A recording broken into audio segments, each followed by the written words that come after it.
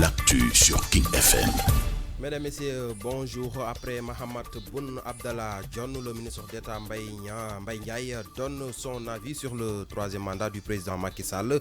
Selon lui, c'est plus qu'une probabilité, c'est une possibilité. Mbaye Ndiaye convoque la constitution adoptée en 2016 pour justifier sa position. Il était donc l'invité de Faram Faké sur la télévision Futur Média. Le Front de résistance nationale entre dans la bataille pour la libération de Guy Marius Sagna. Ses membres de l'opposition ont commis un avocat qui a introduit hier une demande de liberté provisoire et selon le FRN, le parquet n'a aucune raison de s'y opposer. On a sait donc davantage sur la mort des deux frères à Thiaroye Tali Diallo.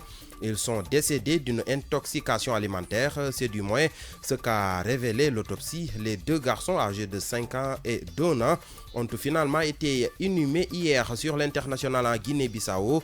Le candidat malheureux à la présidentielle pointe du doigt le président Sall. Domingos Simões Pereira l'accuse de l'avoir imposé un président en Guinée-Bissau par la force, comme cela s'est passé selon lui en Gambie. Pour la musique du jour, nous vous proposons le chanteur Sori Kandia Kouyaté dans son morceau intitulé Keme Bourema, un titre sorti le 21 février 2018. Écoutons. La version Wolof de ces brèves, c'est dans un instant.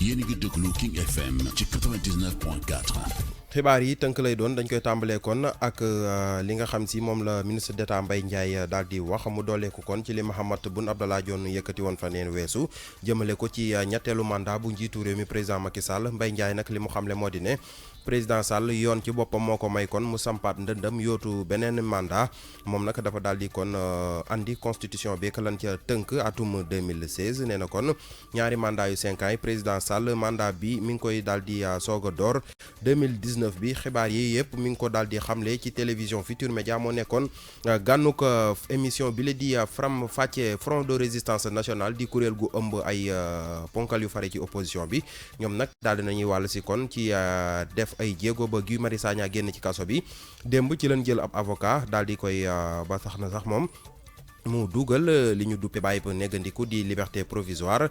FRN daal di xam ne ni kon parquet bi ba fii kon amul lenn loo xam si dina war a tax mu daal di gàntal mbir mu ni mel. ñëw faax kon ci faatuk mag ak rakk yi fële ca Thiaroye Tali Diallo ñoom nag bu ñu sukkandikoo ci li autopsie ba daal di wane wàllum tooke kon di intoxication alimentaire jëm ca lanu lekk bokk na ci la leen faat ñoom ñaar ñooñee kenn ki am juróomi at ka ca des am benn at mujjee nañ leen daal di suul niki démb. xibaar yi ci biti réew dendu Afrique Guinée-Bissau candidat bi nga xam si dañ ko gagné ci élection présidentielle yi ñu fa doon amal moom dafa joxañ baaraamu tuuma njiitu réewum Sénégal di président Macky Sall. Moom Domingos Simões Pereira li mu xamle moo di kon président Sall da leen a bëgg imposer ab président comme na mu ko defee ca réewum Gambie. Musique la ñuy jeexalee tënku xibaar yi tey ñu andi leen Sori Kandia Kouyaté ci woy bi mu duppee Keme Bourema. Titre la boo xam si ñaar fukki fan ak benn ci weeru février atum 2018 la. mi noonu mbokk yi li tënk la woon ci ay xibaar yeneen tënku xibaar 8h30 léegi kon Al Ndiaye mooy wéyal The Morning King. Merci beaucoup, salut, nous te retrouvons à 8h30 et dans Midi Culture, le grand rendez-vous de la mi-journée sur King FM, la première radio digitale du Sénégal. C'était l'information tënkum xibaar la woon ak Saliou Seck.